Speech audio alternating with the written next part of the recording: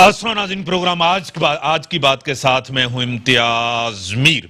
वफाकी हुकूमत बेहतर हुक्मरानी करने में नाकाम गई है। नवाज शरीफ के फैसला खिलाफ देने वाले जज अरशद मलिक साहब को मुलाजमत से बरतरफ किया गया है। कोरोना वायरस से जिस तरह फैला मुल्क के अंदर, जिस तरह सियासत हुई और उसको ढाल बनाया वफाकी हुकूमत ने, यह भी आपको पता है। मुल्क के अंदर बहरान है, सियासी मुआशी बहरान आपके सामने है। जिस तरह खान साहब ने माइनस की बात की है कि अगर मैं माइनस हो गया, एक नया बहस छिड़ गया है। बिलावल भुट्टो जरदारी साहब ने उसको कहा कि आप इस्तीफा दें और घर चले जाएं। इमरान खान साहब कह रहे हैं कि मैं ही वाहिद चॉइस हूं इस मुल्क के अंदर, कोई चॉइस नहीं है।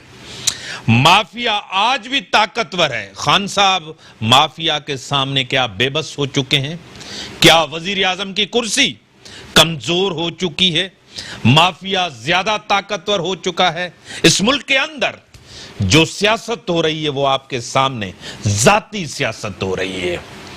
आज हालात बद से खतरनाक सूरत हाल की तरफ चले गए हैं। मुल्क के अंदर सूरत हाल, जो पिछला दौर था जरदारी साहब का, जो नवाज शरीफ साहब का दौर था, उससे भी आज सूरत हाल इंतहाई खराब है। जिस तरह के सर्वेज आ रहे हैं, आज मकबूलियत इंतहाई कम हो चुकी है। जिस तरह institute for public opinion research के सर्वे हैं, वो भी आपके सामने। इसी के ऊपर अपने स्टूडियो में दावत दी है हमारी सीनियर रहनुमा है डॉक्टर फौजिया हमीद साहबा, पीएसपी के रहनुमा है, एमएनए रह चुकी हैं।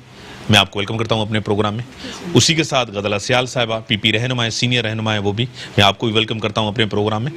अनम लगारी साहिबा तज्जिया निगार हैं, सोशल एक्टिविस्ट हैं, और सोशल एक्टिविस्ट हैं उसके साथ ही बहुत ही उनके काम आप देखते रहते हैं। मैं आपको वेलकम करता हूं अपने प्रोग्राम में।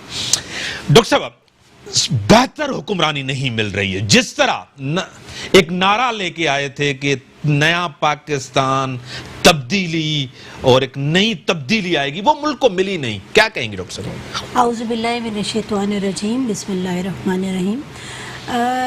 इम्तियाज़ साहब, जो हुकूमत जो अभी इस वक्त है, जो कि पीटीआई की हुकूमत में, फेडरल को पहले देखूंगी कि इन्होंने इलेक्शन से पहले और इलेक्शन से बाद जो जो बातें की हैं, उन तमाम चीज़ों से ये फिरे हैं, जो हमने पहले भी अपने इस प्रोग्राम में डिस्कस किए हैं, और वक्तन फ़वक्तन तमाम मीडिया चैनल्स पे ये बात डिस्कस हो रही है। मुझे ये लगता है कि इमरान खान साहब को कॉम्पिटेंट टीम नहीं मिली, प्लस इमरान खान साहब को खुद भी सियासत करनी नहीं आती। उनके जो कॉन्सेप्ट्स हैं वो शायद क्लियर नहीं हैं। वो अभी भी अपने आप को सिर्फ एक अपनी ही पार्टी का वज़ीर आज़म समझ रहे हैं, हालांकि उनको ये बात नहीं पता कि वो रियासत पाकिस्तान के वो वज़ीर आज़म हैं, और उनको हर एक को एक ही नज़र से देखना पड़ेगा। उनके जो एडवाइज़र्स जो उनके कानों में आके बात फूंक देते हैं, आखिरी लम्हे पे जो बात फूंकते हैं, वो वही बात कर देते हैं, जो कि उनके ग्राफ को भी, उनकी पॉलिटिकल जो ग्राफ है उसको भी, उसका भी डाउनफॉल हो रहा है, और बाकी जो सियासत चल रही है उसका भी डाउनफॉल हो रहा है। आप देखिए कि इनके जो वज़रा हैं वो जिस तरह की स्टेटमेंट्स देते हैं, उससे मसला सिर्फ ये है कि मईशत ख़राब हो रही है, सियासत का नाम ख़राब हो रहा है, लेकिन इन तमाम बहरानी सूरत हाल के साथ साथ आपकी जो आवाम है वो कंफ्यूज हो गई है। सही। आप सिर्फ कोरोना का ले लीजिए। कोरोना में कोई इतनी बड़ी कोई चीज़ साइंस नहीं हो गई थी, ठीक है, तमाम दुनिया इसका शिकार है, तमाम लोग इसके साथ जो है इफ़ेक्ट हुए हैं, लेकिन हमें पाकिस्तान के बारे में अगर पाकिस्तान में आ रही थी तो इसको डे वन से तमाम लोग मीडिया पे आके, मैं खुद, मेरी पार्टी, तमाम चीख रहे थे कि हमारे जो मेडिकल सेक्टर है वो इस काबिल नहीं है कि इस बर्डन को बर्दाश्त कर सके, तो हमें इसको पहले से पहले ही इसके सदुपयोग करना चाहिए था। मैं इस पे आ रहा हूँ सेकंड पार्ट पे। एमपी साहब, आप किस तरह माइनस की बात वजीर आजम इमरान खान साहब ने बात की, फिर उन्होंने बिलावल साहब ने कहा कि आप इस्तीफा दें और चले जाएं, मुल्क के अंदर बेहतर हुकूमत, प्रेशर बढ़ता जा रहा है हुकूमत के ऊपर, क्या कहेंगे? देखें, मैं तो यही कहूँगी इम्तियाज़ भाई कि हमने पहले दिन से ही उसको नई लीडर माना है, क्योंकि इमरान में वो लीडरशिप की वो क्वालिटी नहीं है। तो हम और चेयरमैन बिलावल भुट्टो साहब ने भी जब उनकी पहली स्पीच थी तो उन्होंने यही कहा था कि ये इसको जमहूरियत का, इसको डेमोक्रेटिक का कुछ पता नहीं है, ये सिलेक्टेड है जो हम पर थोपा गया है। और उसको आप देखें 2 साल हो गए और इन 2 सालों में आपने उनकी जो भी काम है उसने किए, जो कंटेनर पर चढ़कर वो बातें कर रहा था कि मैं ऐसे कर दूंगा, ये कर दूंगा, ये करप्ट है, ये वो सारी बातें इमरान के पास वो करप्ट लोग बैठे हुए हैं जो जिनके खिलाफ तुम बातें कर रहे थे उनके साथ बैठे हो, जो माफियाज हैं जिन्होंने मुल्क में जो बहरान पैदा किए, चीनी का बहरान, आटे का बहरान, पेट्रोल का बहरान, और तुम्हें पता नहीं होता वज़ीर आज़म को कि डॉलर बढ़ गए हैं। इससे ज़्यादा बदकिस्मती हमारी क्या होगी कि वज़ीर आज़म को ये पता ना हो कि आज 25 रुपये जो है पेट्रोल की कीमत बढ़ गई है, उसको ये पता नहीं है। और वो वज़ीर आज़म उसको कुछ पता नहीं है कि अवाम के साथ में पाकिस्तान के साथ नौकरियों के बारे में 1 करोड़ नौकरियां दूंगा। अब हर इदारे में उन्होंने कहा कि जो कुछ भी वैकेंट पोस्ट हैं उनको ख़त्म किया जाए। तो तुम तो कुछ भी नहीं दे रहे हो, इतनी महंगाई है, और तुमने जो बजट दिया उसमें अवाम के लिए कुछ नहीं रखा। तो आप बताएं कि उसमें लीडरशिप की, मैं भी अदना कारकुन हूँ पीपल्स पार्टी की, मैं ये कहूँगी कि इस शख्स में कोई लीडरशिप की क्वालिटी नहीं है। और पाकिस्तान के चारों तरफ देखें कितने हालात खराब। ठीक है, मैं अनम साहब, आप सोशल सेक्टर से ताल्लुक है, एजुकेशन को भी आप देखती हैं, हेल्थ का भी आपको पता है, जो वादे किए गए थे न डिलीवर कर सके, न वादे पूरे किए। आप किस तरह देख रहे हैं मुल्क के अंदर, जिस तरह डॉक्टर साहिबा ने भी कहा, महंगाई, बेरोजगारी, पेट्रोल, सारी चीजें जो कमिटमेंट्स की गई थी क्यों पूरी नहीं की इस गवर्नमेंट ने? क्या कहेंगी, अहलियत की कमी थी? बिल्कुल। एक्चुअली जब इमरान खान साहब इलेक्ट हुए थे उससे पहले जो कैंपेन चली और बड़ा ही लोगों में जोश व जज्बा था, और specially youth as a youngster जो मैं कहूँगी कि न्यूट्रल होके बात कर रही हूँ कि बहुत सपोर्ट किया पीटीआई को पूरी पाकिस्तान के अवाम में, और वो आ गए पोजीशन पे। लेकिन उसके बाद जो उनकी जो स्टेटमेंट्स हैं जो टाइमली चेंज हो रही हैं, और उसके अलावा जो पॉलिसीज़ हैं जिन पे वो खुद अमल नहीं कर पाए, और वही बात के कंटेनर पे खड़े होकर उन्होंने जो वादे किए थे उनमें से मुझे नहीं लगता कि एक भी वादा उन्होंने जो है वो पूरा किया हो। जैसे कि अभी हमारा मुल्क जो है वो एक वबा से गुजर रहा है और हम सब लोग, पूरी अवाम, सारी दुनिया परेशान है, लेकिन इमरान खान साहब अभी भी पॉलिटिक्स कर रहे हैं जी। ना, उसके साथ अगर पॉलिटिक्स कर रहे हैं तो दोनों तरफ से पॉलिटिक्स हो रही है ना, अपोजिशन से भी पॉलिटिक्स हो रही है। देखिए, अभी जो टाइम था as a state person Imran Khan को चाहिए था कि वो अपोजिशन को भी एक पेज पे लाता और कोरोना का मुकाबला मिलके किया जा सकता था, लेकिन वो जस्ट एक दूसरे को टारगेट किया जा रहा है, और इससे क्या हो रहा है कि अवाम को नुकसान हो। यानी कि आप कह रही हैं कि एक पॉलिसी नहीं बनी, एक पॉलिसी नहीं बनी, आपको डिवीजन नजर आया, पोलराइजेशन नजर आई। ऐसा ही है, और नुकसान जो हो रहा है वो अवाम का हो रहा है। तो नेक्स्ट टाइम जब इलेक्शंस होंगी तो अवाम जरूर सोचेगी और वो एक बेटर लीडर की तरफ देखेगी। डॉक्टर साहब, आपको क्या लग रहा है, जिस तरह अनम साहिबा कह रही है कि पोलराइजेशन नजर आई, वजीर आजम की कुर्सी कमजोर हो चुकी है। एक खान साहब ने कभी भी पहले ये नहीं कहा था, खुद कह रहे हैं कि मुझे अपोजिशन माइनस करना चाह रही है। इस मुल्क के अंदर अपोजिशन ने तो कभी माइनस नहीं किया, जिन्होंने किया है आपको खुद पता है। इम्तियाज़ साहब, एक चीज़ तो मैं यहाँ कहूँगी कि हमारी जो ये छोटी बहन यहाँ बैठी हुई है ये यूथ को रिप्रेजेंट कर रही है, और आप ये देखिए कि आपकी जो यूथ है कितनी नाउमीद हुई हुई है। तो इनकी बातों में बहुत वज़न है, और मुझे बहुत अफसोस के साथ कहना पड़ता है कि जिनके लिए आपने, जिनको इतने इंसेंटिव दिए थे, जिनको आपने इतने सब्ज़ बाग दिखाए थे, वो आज आपके लिए ये बातें कर रहे हैं। दूसरा, जो खान साहब को ये पहले दिन से ही फिक्र परेशानी है कि अपोजिशन उनको कुछ कहेगी, अपोजिशन कुछ नहीं करेगी, जो कुछ करना है वो खुद करेंगे, पाँव पे कुल्हाड़ी भी खुद मारेंगे, और अगर माइनस भी होगा तो वो खुद अपनी हरकतों की वजह से माइनस होंगे। सिर्फ मैं एक आम इंसान और एक अदना कारकुन और एक बिल्कुल जो ABC अभी पॉलिटिक्स का सीख रहा है स्टूडेंट के नाते मैं ये देखना चाहती हूँ कि ये जो PTI की हुकूमत आई है, इस पूरे अरसे में इसने कोई एक प्रोजेक्ट किया है?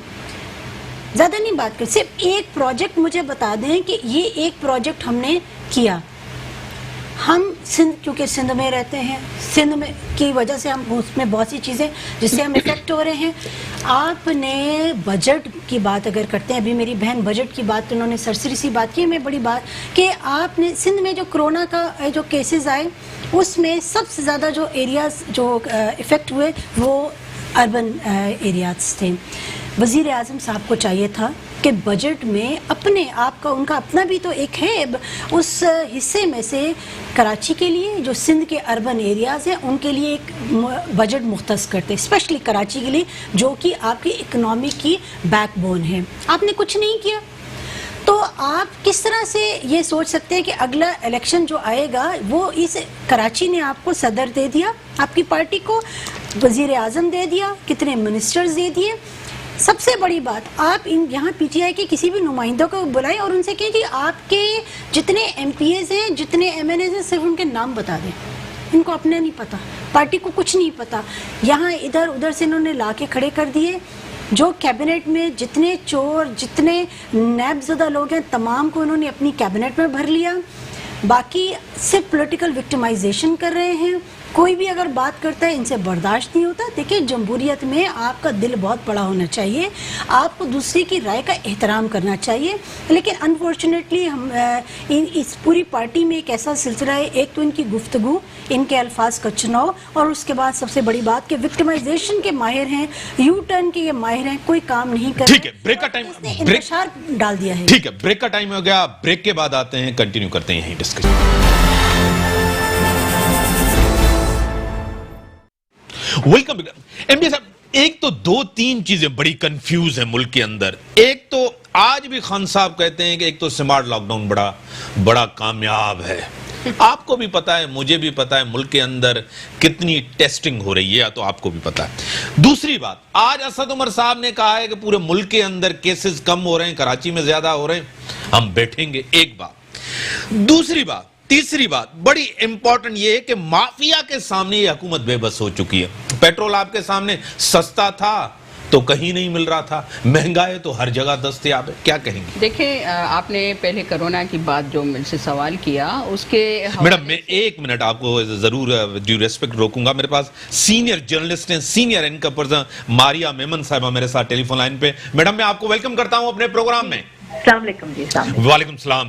किस तरह देख रही हैं आज नवाज शरीफ केस के हवाले से बड़े ही अहम जज बरतरफ हुए, कुछ फैसले के ऊपर कुछ इसका असर पड़ेगा? क्या देख रही हैं मारिया साहबा? देखिए, इसके ऊपर अभी राय तकसीम है, क्योंकि अभी मैं यही सोच रही थी कानूनी माहिरीन वगैरह की बातचीत। बट पॉइंट ये है कि देखिए ना, इसके ऊपर जो पूरा इशू था, ये इतना पॉलिटिसाइज हो गया बाद में जाकर, क्योंकि ये पूरा जो केस है बड़ा हाई प्रोफाइल है। इसके जो कानूनी निकात है वो भी मेरी नजर से गुजर रहे हैं, मैं वो देख रही हूँ। लेकिन बहरहाल एक जिसे कहते हैं नैरेटिव तो अफेक्ट हुआ है, और जब भी इस तरह का कोई फैसला सामने आए तो उसका जो शक का फायदा है वो उसको मिलता है जो कि अक्यूजेड होता है। जो इस केस में हम नून लीग की बात करेंगे, उनको इसका शक का फायदा मिलता है। लेकिन बहरहाल पाकिस्तान में आगे जाके किस तरह कोई कानूनी कार्रवाई होती है, ये भी तो ऑप्शंस खुले हैं ना हमारे मुल्क के अंदर। और बहुत सारी जो चीजें पसे पर्दा भी हुआ करती हैं, कुछ बातचीत जो होती है वो पर्दे के पीछे भी होती है। तो इसके ऊपर कोई डेफिनेटिव राय देना कि जी इसमें फाइनली रिलीफ मिलता है या मिल पाएगा, ये अभी बहुत कबल इस वक्त बात होगी। लेकिन बहरहाल मैं इससे ये कहूंगी कि नून लीग के मौक़िफ़ को यहाँ पे थोड़ी एक सपोर्ट मिली है, एक तकवीयत मिली है आज के ठीक है। दूसरा माइनस, जिस तरह खान साहब ने माइनस की बात की है, आपको पता है माइनस कौन करता है, नवाज शरीफ साहब किस तरह माइनस हुए, सब आपको पता है। ये बात कह के और करके खान साहब बैकफुट पे नहीं गए, क्या कहेंगे इसके ऊपर? नहीं, मेरा नहीं ख्याल बैकफुट पे गए हैं, बल्कि उन्होंने इनफैक्ट जो है बड़ा स्ट्रॉन्ग मैसेज दिया है अपनी पार्टी के अंदर जो लोग हैं उन्हें भी। ऑपोजिशन को तो खैर वो पता नहीं खुद ही बराह रास्त मुखातिब करते हैं, तो उनसे बात करते हैं या किसी और से बात करते हैं। बहरहाल इन्होंने जो पीछे के जो खिलाड़ी हैं या जिन्हें ये बात कहें कि जो फैसला साज कुव्वतें हैं, अगर मैं बहुत मोहतात अल्फाज का इस्तेमाल करूं, तो उनसे भी मुखातिब से उनसे भी बात की। और उनकी जो तकरीर का लबे लुबाब जो मुझे समझ में आया वो ये था कि इस वक्त जो बाकी मानदा ऑप्शंस हैं या बाकी मानदा तरीक़ेकार हैं वो ना मुल्क को वारा खाते हैं ना फैसला साजों को सब वारा खाएंगे। तो इसलिए बेहतर यही है कि जो इस वक्त ऑप्शन सामने नजर आ रहा है इसी से काम चलाया जाए और इसी को अपनी मुद्दत मुकम्मल करने दी जाए और सियासी अमल को आगे बढ़ने दिया जाए। बाकी -1 -2 की बातें तो जी ऑलमोस्ट हर साल ही होती हैं पाकिस्तान में। पहले जैसे हुकूमत आती नहीं है, किसी भी हुकूमत को उठा के देख लें, पीपल्स पार्टी की आई 1-1.5 साल के बाद -1 की बात कर ली गई, फिर वो बात सबसाइड हो गई। PMLN की आती है तो हर 1.5 साल बाद किसी भी जमहूरी हुकूमत की जी आने के बाद ये कोई नई बात नहीं है, ना पहली दफा है ना आखिरी दफा है। जरूरी नहीं कि हर दफा इस तरह का शोषण छोड़ने का मकसद ये हो कि -1 वो भी रहा होगा। कई दफा प्रेशर डाल के आर्म ट्विस्टिंग करके कुछ पीछे और मामला तय कर लिए जाते हैं और फिर आप देखेंगे कि सडनली ये -1 की बातें गायब भी हो जाएंगी। फिर कुछ अरसे के बाद ये एक बड़ी ऑर्गेनाइज तरीके से चलाई जाती हैं पूरी कैंपेन -1 की। ऐसे ही नहीं कि सुबह बैठते किसी को याद आ गया, इसके पीछे मुहर्रिकात होते हैं, पूरा एक थॉट प्रोसेस होता है। तो ये अपनी जिंदगी में पिछले 20 साल में आप कोई मुझे बता दीजिए हर जमहूरी हुकूमत के आने के बाद क्या -1 को 1.5 साल के बाद पहली दफा आप नहीं सुनते टर्म, फिर उसके 3 साल के बाद आप टर्म सुनना शुरू कर देते हैं। तो ये मेरे लिए कोई अचंभे की बात फिलहाल नहीं है। सियासी तौर पे मुख्तलिफ ऑप्शन जो मौजूद रहते हैं, लेकिन इस वक्त -1 का कोई बज़ाहिर ऑप्शन नजर आ नहीं रहा। खुल के मैं बात करूं, अगर अब वक्त अभी तक नहीं आया कि एस्टेब्लिशमेंट फैसला करे कि इमरान खान घर जाए, अभी तक फैसला ये नहीं हुआ, वक्त नहीं आया। अब सिंपल सी बात है, जो खान साहब हैं उनकी जो दूसरी सियासी उठान है, जैसे कि दूसरी सियासी इनिंग्स है ना, वो तो 2011 से शुरू हुई ना, हम सबको याद है नवंबर का वो जलसा। देखिए उस जो इनिंग्स का ना एक पूरा वक्त होता है, वो शुरू जो उन्होंने खेली इनिंग्स, वो खेलते खेलते 2013 के इलेक्शन में गए, वहां पर इतनी कोई खातिर ख्वाह सीट्स नहीं ले पाए, फिर आगे बढ़ के 2018 के इलेक्शन में, चाहे उनको जो भी कहें कि भाई वो किस बलबूते पे अपने बलबूते पे आए हैं या कुछ उनको थोड़ी सी नज दी गई है, लेकिन ये जो पूरा प्रोसेस होता है ना, ये कोई 1-2 साल का तो नहीं होता ना। आप देख लें 6 से 7 साल एक साइकिल होता है, जिसके अंदर आप अगर आपने कोई ऑल्टरनेट कोई फोर्स कायम भी करनी हो, खड़ी भी करनी हो, तो वो अपना वक्त लेती है। तो हम ये कहेंगे कि आज ही कोई फैसला हो जाए और परसों ही कोई ऑल्टरनेट फोर्स सामने आ जाए, ये तो नहीं होगा ना। अब तो 5-6 साल का एक पूरा साइकिल होगा, जो एक नेचुरल फितरी तरीका होता है, वो तो उसके लिए पहले तो कोई ऑप्शन सामने हो, तो इस ऑप्शन के ऊपर मेहनत की जाए और उसके बाद उसको अगर वो इतना पॉपुलर है 6 से 7 साल लगे दोबारा इस मकाम पर पहुंचने के लिए, तो अभी यही तो बात हो खान साहब कह रहे हैं कि जी मैं बेहतरीन चॉइस हूं ना, क्योंकि मैं ही, कोई और है तो बता दें आप। ठीक है, दूसरी कारकर्दगी आपके सामने, 2 साल कारकर्दगी आपके सामने, कुछ सर्वेज भी आए हैं आपके सामने हैं, PIA का फैसला, जिस तरह वजीर साहब ने जो बातें असेंबली के अंदर कही, पूरी दुनिया के अंदर आपको सामने, उसका रिएक्शन भी आपके सामने, पेट्रोल प्राइसेस भी आपके सामने। मॉरली गवर्नमेंट को कहां देख रही हैं आप? देखिए जी, इस वक्त हुकूमत के जो सबसे बड़े खैर खाह भी है ना, चाहे वो मीडिया में होते या चाहे वो किसी और फील्ड में हो, इस वक्त वो खुद भी इस वक्त अब खान साहब की से ये सवाल पूछ रहे हैं कि जी 2 साल मुकम्मल हो गए हैं, अब एक दूसरे के ऊपर इल्जाम डालने वाली बात कि पुरानी हुकूमतों ने ये किया वो किया, ऐसे मामला चलने वाले अब है नहीं। अब 2 साल के बाद ठीक है, आप ये जरूर बताइए कि बुरी हालात में चीजें मिली थी, लेकिन 2 साल में ऐसे कौन से आपने फैसले किए जिनसे आपने इनको मैनेज किया, ये भी हमें बताइए। तो वो जो मैनेज करने वाली बात होती है, उस सवाल का जवाब हमें मिलता नहीं। देखिए अब मेरा ख्याल है जो 2 साल किसी भी हुकूमत को मिलते हैं बोल्ड फैसले करने के, बहादुर फैसले करने के, वो टाइम तो एग्जॉस्ट हो गया। इसके बाद हुकूमत अब स्टेबलाइजिंग मोड में, सर्वाइवलिस्ट मोड में आ जाएगी और उसके 1-1.5 साल बाद वो फिर इलेक्शन मोड के अंदर आ जाएंगे। इलेक्शन मोड के अंदर तो बिल्कुल भी कोई सख्त फैसले नहीं किए जाते, उस वक्त तो बिल्कुल कोशिश की जाती है कि लोगों को अपीज किया जाए, आवाम को खुश रखने के लिए ऐसे पॉपुलर फैसले किए जाएं। तो वो जो सख्त फैसले करने के अपना पॉलिटिकल कैपिटल के बलबूते पे वक्त था, वो तो गवा दिया गया है। इसके बाद क्या कोई हार्ड रिफॉर्म्स कर पाएंगे? मुझे तो बज़ाहिर लगता नहीं है, क्योंकि अब उनके पास उतना पॉलिटिकल कैपिटल मौजूद है नहीं। बड़ी मेहरबानी। सीनियर रहनुमा, senior journalist, senior anchor person Maria Memon साहिबा मेरे साथ टेलीफोन लाइन पे थी।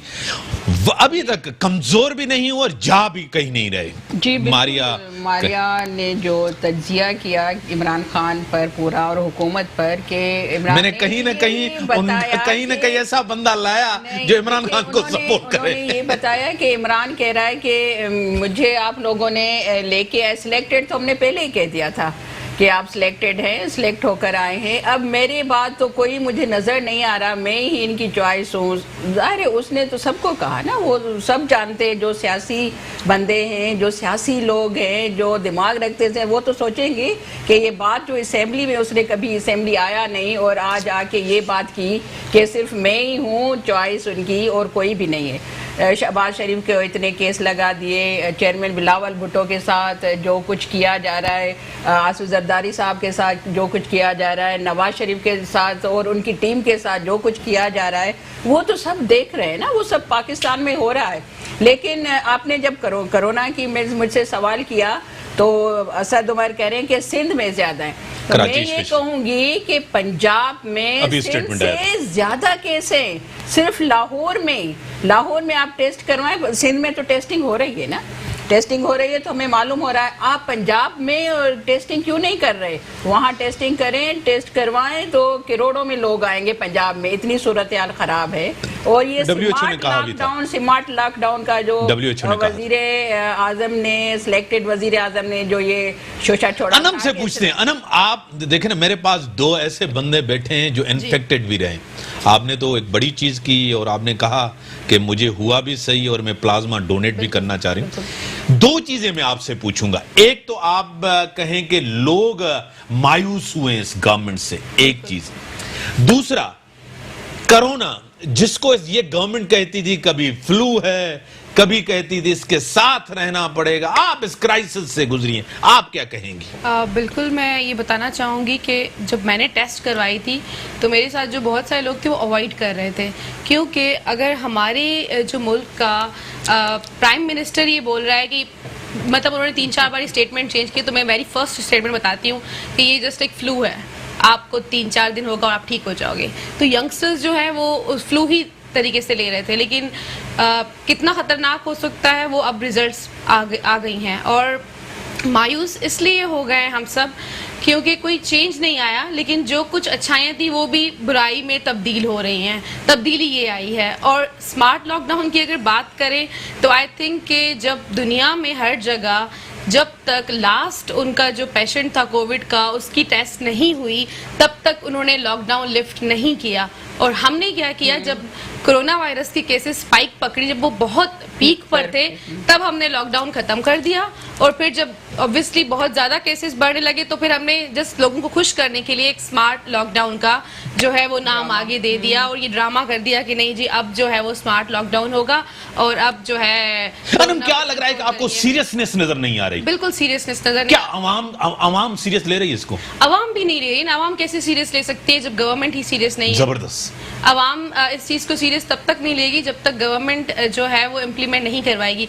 देखिए हमारी अवाम ने ना HIV को सीरियस लिया, ना ही कोई और जितनी भी डिजीजेस हुई हैं वो नहीं लेती, क्योंकि एक तो गुर्बत इतनी है कि अगर अवाम बाहर जो लोग निकल रहे हैं, अब जैसे कि शुरू में जब कोरोना स्टार्ट हुआ था, लाइक मार्च से जो है वो लॉकडाउन इम्पोज कर दिया गया स्पेशली सिंध में, तो ये था कि भाई हर जो है वो घर घर तक राशन जाएगा और लोगों को जो है वो क्राइसिस जो है वो डेली फाइनेंशियल क्राइसिस जो है वो फेस नहीं करने पड़ेंगे। लेकिन ऐसा कुछ हुआ नहीं एक्चुअली में।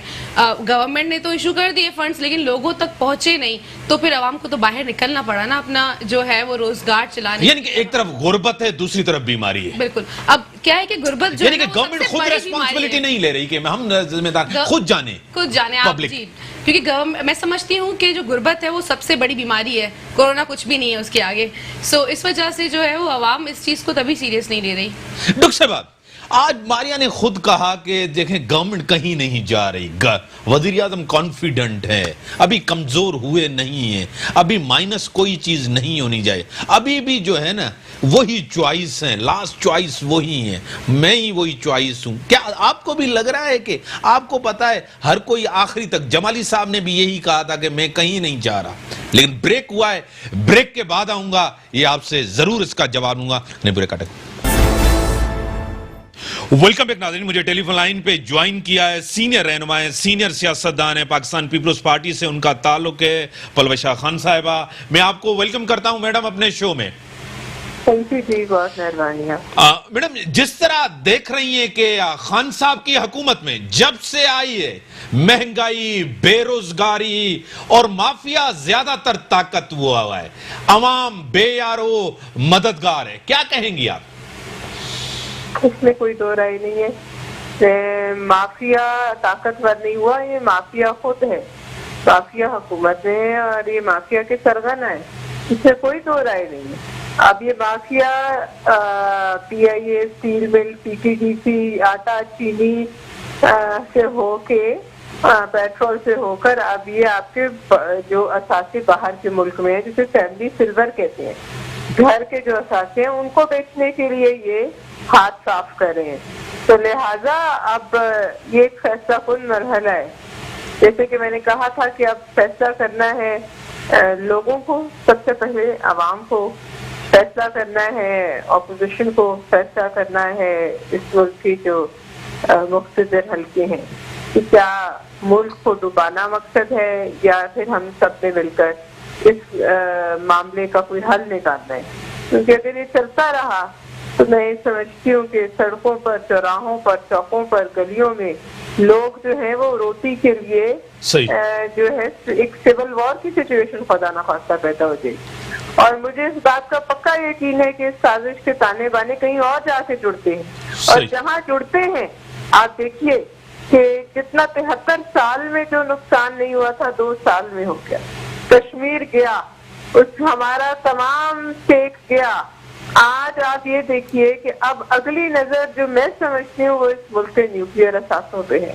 या इस कदर मखलूकल हाली पैदा की जाए, तवाइफुल मलूकी पैदा की जाए कि फिर लोग कहने पर मजबूर हो इंटरनेशनल कम्युनिटी कि यहाँ जो है ये असासे महफूज नहीं है। जब सड़क सड़क दंगा हो, फसाद हो, तो यही बात है। और ये बड़े मुनज़्ज़म प्लान के तहत उस तरफ जाया जा रहा है। लिहाजा हम ये डिमांड हमें करनी चाहिए, आपको करनी चाहिए, मुझे करनी चाहिए कि ये कौन कर रहा है साजिश। इस साजिश को बेनकाब होना चाहिए। और जिस हाल में हम पहुंचे, कैसे 2 साल में हम इधर पहुंच गए जहाँ हम आज आपने देखा इस मुल्क में अकाउंटेबिलिटी का जो तमाशा था वो किस तरीके से खुल के उसके पीछे उड़ गए। सही करें। तो आप बताइए कि कौन सी अकाउंटेबिलिटी है इस वक्त में? सिर्फ उन लोगों के लिए जो सच बोलते हैं, उन लोगों के लिए जो ऑपोजिशन में इनको चैलेंज करते हैं, और बाकी इनके लिए और इनके क्रोनीज के लिए जो कि बाहर के मुल्क के हमारे असासे 73 साल से बचे हुए हैं, उनको बेच के उनके टुकड़े टुकड़े करके खाने के चक्कर में ये जाते जाते जो है जिस चीज पे हाथ साफ कर सके वो ये डाल के ले जाएंगे अपनी कटरी में। ये बिल्कुल बनाती ठगों की हुकूमत है। क्या लग रहा है कि माइनस इमरान खान, माइनस हुकूमत, या आईनी ऑप्शन इस्तेमाल करते हुए मिड टर्म इलेक्शन होने चाहिए मैडम? मुझे तो जी माइनस इमरान खान का कोई फायदा नहीं लगता। और मैं नहीं समझती कि हमारे काफी लीडरान जो हैं वो इस मामले को मुझसे बेहतर समझते हैं, बड़े मामला फहम लोग हैं जो कई दिहाइयों से सियासत में है। मैं नहीं समझती वो इससे मानेंगे। माइनस इमरान होगा तो क्या होगा? कोई और आ जाएगा, वो भी इसी के इशारे पे नाचेगा, वही हालत होगी, वही लोग होंगे। ऐसा नहीं है, ये कोई आईनी ऑप्शन इस्तेमाल करना पड़ेगा। और जो मैं इनकी सफों में खुलबुली देख रही हूँ, आप पिछले कुछ दिनों से जरा स्कैंडल्स की आप देखें, 270 अरब की ऑडिट रिपोर्ट्स में इनकी गड़बड़, पेट्रोल के अंदर 300 अरब का डाटा, आप देखिए जो आटा चीनी चोरी वो अलग है एक सवाल। अब रोजवेल्ट होटल का जो महा फ्रॉड, यानी कि महा डाटा पाकिस्तान की तिजोरी में हाथ डाल के पाकिस्तान की जो ऑफर्स है उसमें ये निकालने लगे हैं। इसके बाद बताइए क्या है? CTDC खत्म हो गई, 11,000 मुलाजमीन उनके फारिग हो गए, 9,500 स्टील मिल से गए, वो क्या करेंगे बताइए? जो रियासत के आखिर वो भूखे मरेंगे या वो सड़कों पे आएंगे? जो रियासत के रखवाले हैं जिन्होंने इनको लाया, क्या उनको ये चीजें नजर नहीं आ रही? देखिए जरूर नजर आ रही होंगी, जरूर नजर आ रही होंगी। और मैं समझती हूँ उन्हें इस वक्त परेशान भी होना चाहिए। और मुझे ऐसा लग रहा है, जो मुझे इनकी सफों में एक मेरा तज्जिया है, मैं गलत भी हो सकती हूँ, कुछ खलबली महसूस हो रही।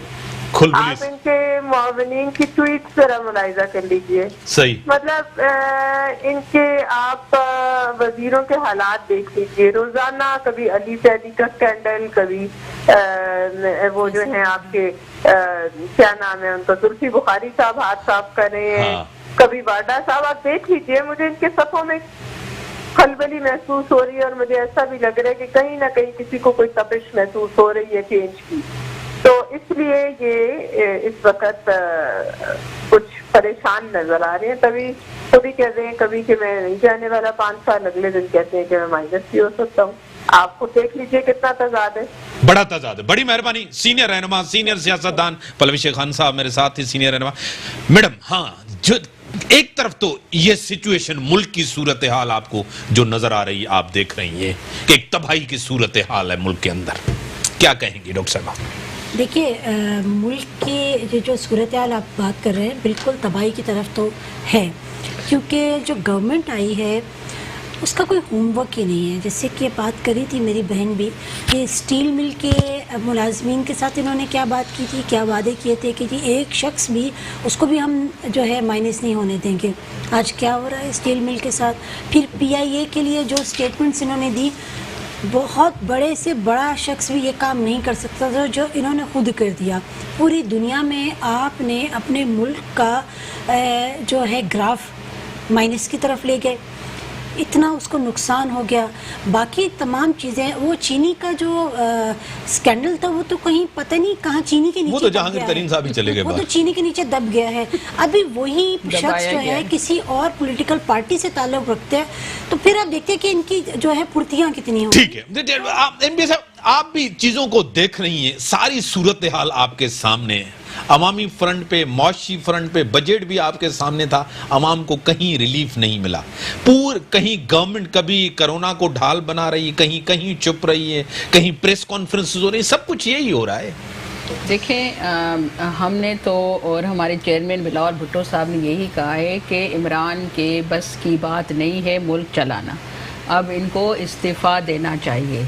ये उन्होंने अपनी कौमी असेंबली की स्पीच में और प्रेस कॉन्फ्रेंसों में हर जगह कहा है कि ये ना कोरोना को संभाल सके हैं, ना पाकिस्तान की मैशत को संभाल सके। और देखिए, जब पेट्रोल सस्ता हुआ था तो आपने वो कह रहे थे कि हमारे पास अब पेट्रोल नहीं है, और उनकी अपनी कैबिनेट में ये खुलबली मच गई कि पेट्रोल ख़त्म हो गया है, अब क्या करना चाहिए। अब उन्होंने कहा कि अब हम जो हमारी माफिया है पेट्रोल वाले उनको हम किस तरह मजबूत करें, उनको हम किस तरह पैसे ज़्यादा मिलें, अब क्या करना चाहिए। तो उन्होंने कहा कि आप ऐसा करें कि लोगों को बताएं कि पेट्रोल है ही नहीं, और यहाँ पर जो क्राइसिस था तो एकदम कीमत बढ़ गई रातों रात। तो ये कहूँगी कि इस बंदे को, जिसको मुल्क चलाने की कोई सलाहियत नहीं है, उसको इस्तीफा देना चाहिए। मैं क्या लग रहा है एक चीज, क्योंकि जो मेरी बहन कह रही थी कि वो संभाल नहीं सके, वो तो अपनी इत्तेहादियों को संभाल नहीं सके। हाँ, वो भी छोड़ रहे हैं। तो बहुत बड़ी बात है। बढ़ते जा रहे हैं क्राइसिस, आपका क्या क्लोजिंग रिमार्क्स है? मेरा जो है वो नेशनल टीवी की अपॉर्चुनिटी लेते हुए मैं एक बात पूछना चाहती हूँ। एज ए यंगस्टर, जब कोविड स्टार्ट हुआ तो हमारी गवर्नमेंट एक टाइगर फोर्स बनाई। मुझे सिर्फ उसका जवाब दे दें कि वो फोर्स अभी हमारे मुल्क में क्या कर रही है।